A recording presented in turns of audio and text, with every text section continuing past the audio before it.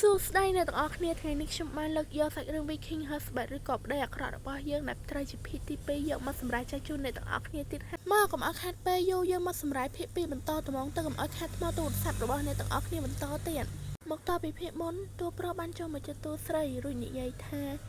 ាតើពួកយើងគួររៀបការជាមួយគ្នាដែរឬទេដែលធ្វើឲ្យក្មេងស្រីដូចជាតួស្រីមានការភ្ញាក់ផ្អើលជាខ្លាំងពីព្រោះគេមិនដែលទុកនាងជាមនុស្សធំនោះទេគេតែងតែទុកនាងជាកូនក្មេងជានិច្ចមិនក៏សុកគេមកសុំខ្ញុំរៀបការបែបនេះឬក៏គេលេងសើចជាមួយខ្ញុំទៅដឹងតែតាំងពីខ្ញុំស្គាល់គាត់នោះខ្ញុំមិនដែលឃើញគាត់និយាយកុហកឬក៏លេងសើចជាមួយនរណាម្នាក់នោះទេតួស្រីបានត្រឹមតែគិតក្នុងចិត្តតែប៉ុណ្ណោះមិនហ៊ាននិយាយចេញក្រៅនោះទេហើយក៏ឲ្យយើងក្រឡេកទៅឃើញវងភ័ក្ររបស់ពួកខ្មែរផងដែរគឺស្រស់ខ្លាំងមែនតើតែចម្លែកអីមិនក៏គាត់អង្គុយញញឹមដាក់នាងអញ្ចឹងតួស្រីក៏បង្វែរសាច់រឿងមកសួរថានេះមិនមែនជារឿងលេងសើចទេហេតុអ្វីលោកយកវាមកនិយាយជាមួយខ្ញុ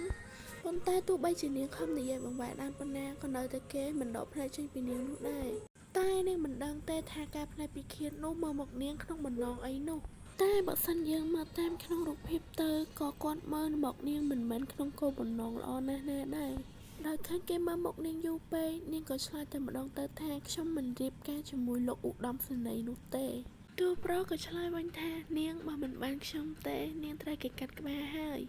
យបើនាងមិនព្រមរៀបការជាមួយខ្ញុំទេមកទៅនាងត្រូវលក់ឲ្យជ្រូកទាំងអស់នោះហើយបន្ទាប់ពីតួប្រុសរ៉ាបឲ្យតួស្រីអស់ចិត្តហើយតួប្រុសក៏សួរនាងម្ដងទៀតថាហេតុអ្វីនាងមិនព្រមរៀបការជាមួយខ្ញុំអញ្ចឹងតួស្រីក៏ងាកមុខចេញរួចនិយាយតបតួប្រុសថាលោកគ្រាន់តែទុកខ្ញុំជាកូនកលៀននោះបថៃការតែប៉ុណ្ណោះ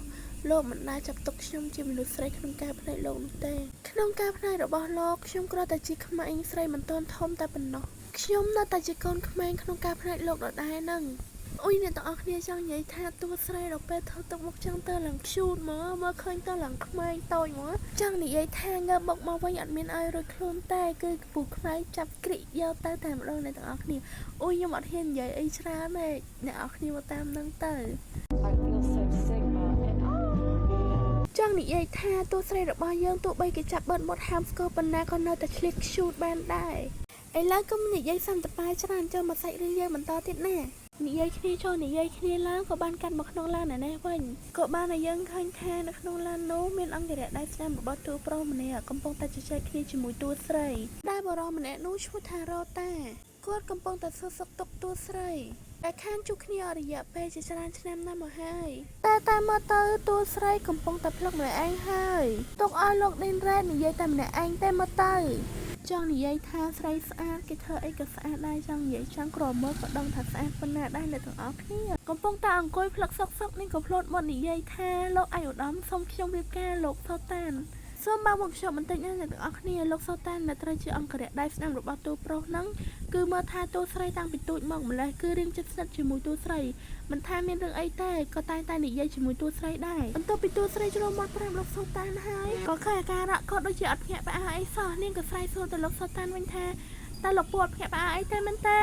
លោកសូតានបានឆ្លើយតបទៅវិញថាធ្វើយ៉ាងម៉េចមិនអត់ខ្ញុំដឹងបើនេះគឺជាវិធីដែលលោកឧត្តមសេនីយ៍ជួយនាងបើមិនអញ្ចឹងទេនាងនឹងត្រូវលក់ឲ្យជ្រូកទាំងអស់នោះហើយចង់និយាយថាបើសិនជាតួស្រីមិនស្គាល់ពាក្យកាត់ហៅថាលក់ជ្រូកទៀតចាប់ទៅមកលក់ជ្រូកនឹងបានន័យថាលក់ឲ្យតាកម្មាប់ដែលជាអ្នកមាននឹងឯងហើយលោកសាតាន់បានផ្ដាយតួស្រីមួយម៉ាត់ពីរម៉ាត់ដែរថាគ្រឿងញៀនសពថ្ងៃនេះគេរឹតបន្តឹងរឹតបិទណាស់មិនឲ្យប្រើប្រាស់មិនឲ្យចេញលក់នៅតាមទីផ្សារនោះទេហេតុអីឯងយកគ្រឿងញៀនទាំងនេះទៅប្រឡិតជាថ្នាំសំណាងឲ្យតែឯងមិនត្រូវគេកាត់ក្បាលចោលនោះអ្នកទាំងអស់គ្នាខ្ញុំសូមកាត់បន្តិចបើមិនសិនជាមានសម្លេងម៉ូតូរំខានអីអ្នកទាំងអស់គ្នាកុំប្រកាន់ណាព្រោះតែខ្ញុំនៅចិត្តខ្នល់អញ្ចឹងរៀងមានសម្លេងរំខានបន្តិចណាអ្នកទាំងអស់គ្នាតើអ្នកទាំងអស់គ្នាចូលមកសាច់រឿងយើងតវិញលោកសាតាន់ក៏ពោលបន្តថាឯងជាមនុស្សម្នាក់ដែលសំណាងឲ្យមិនត្រូវលោកអញ្ញាអេសែតកាត់ក្បាលឯងចោលនោះតែចំនួនមកវិញគាត់យកឯងធ្វើជាប្រពន្ធដើម្បីការពារឯងវិញឯងគាត់តែគិតទៅថាគាត់មានគុណលើឯងប៉ុណ្ណេះស្រីមិននិយាយអ្វីតបនោះទេត្រឹមតែគិតក្នុងចិត្តថាបើសិនជាខ្ញុំគ្មានម្ដាយជាកលៀនលោកយថាការទេប្រហែលជាពេលនេះខ្ញុំត្រូវគេកាត់ទោសប្រហារជីវិតបាត់ទៅហើយតែដោយសារម្ដាយរបស់ខ្ញុំគឺជាកលៀនលោកយថាការខ្ញុំអាចរស់ដល់សប្តាហ៍ថ្ងៃនេះសរុបមកទៅបើខ្ញុំរៀបការក៏វាមិនខាតសម្រាប់គាត់ហើយនឹងខ្ញុំដែរវាគ្រាន់តែជាការរៀបការដែលគ្មានស្នេហាតែប៉ុណ្ណោះវាមិនអីទេខ្ញុំក៏អាចរួចខ្លួនពីការប្រហារចាំពីទូចដល់ធំខ្ញុំមិនដែលធ្វើអ្វីលើពីបញ្ជារបស់គាត់នោះទេព្រោះថ្ងៃនេះខ្ញុំខំធ្វើគ្រប់យ៉ាងគ្រាន់តែចង់ជួយសម្រាប់បន្ទុករបស់គាត់តែប៉ុណ្ណោះហេតុអ្វីបានវាខ្លាចទៅជាបែបនេះខ្ញុំគ្រាន់តែចង់ជួយគាត់នោះទេតែ ការព្យាយាមខិតខំប្រឹងប្រែងរបស់ខ្ញុំបែរជាបំផ្លាញទំនុកចិត្តគាត់ទៅវិញអូលោកសោតាន់តើលោកដឹងរឿងនេះដោយរបៀបណាលោកសោតាន់ក៏បានឆ្លើយនឹងនាងវិញថាហើយអ្នកនាងគិតថាខ្ញុំដឹងតាមណាបើខ្ញុំដៃស្ដាំរបស់លោកអេសិតទាំងមូលមិនឲ្យខ្ញុំដឹងយ៉ាងម៉េចលោកសូតាន់បាននិយាយបន្តថាខ្ញុំស្មានតែអ្នកនាងនឹងខ្លាចទៅជាមនុស្សបែកថ្នាំហើយព្រោះខ្ញុំស្មានតែអ្នកនាងជក់ថ្នាំញៀននឹងដែរតាហើយស្មានតែអ្នកនាងត្រូវគេបញ្ជាតាតែតាមខ្ញុំមើលអ្នកនាងទៅដូចជាមិនកើតអីផងហ្នឹងនិយាយមែនបើខ្ញុំជាលោកសាតាន់ក៏ខ្ញុំគិតថាតួស្រីបែកថ្នាំដែរនិយាយគ្នារួចពួកគេក៏ចេញដំណើរទៅបន្ត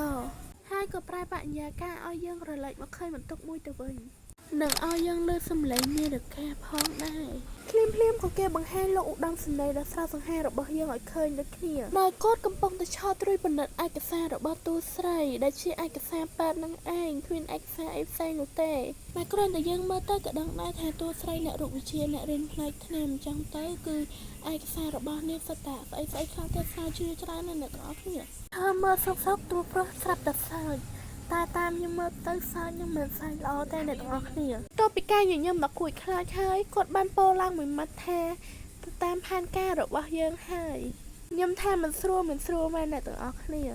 គាត់ក៏ពោលមួយឃ្លាបន្តទៀតថាទាំងអស់នេះសម្រាប់នាងអាលីសរួចគាត់មើលទៅកាន់នាឡិកាយ៉ាងគួរឲ្យខ្លាចថាតួប្រុសមិនសូវស្រួលហើយអ្នកទាំងអស់គ្នាហើយខ្ញុំក៏ចង់ប្រាប់មួយម៉ាត់ទៀតដែរថាសាច់រឿងភាគនេះចប់ហើយអ្នកទាំងអស់គ្នាសូមរងចាំទស្សនាភាគក្រោយណាដែលត្រូវជាភាគទី3អ្នកទាំងអស់គ្នាបាយបាយ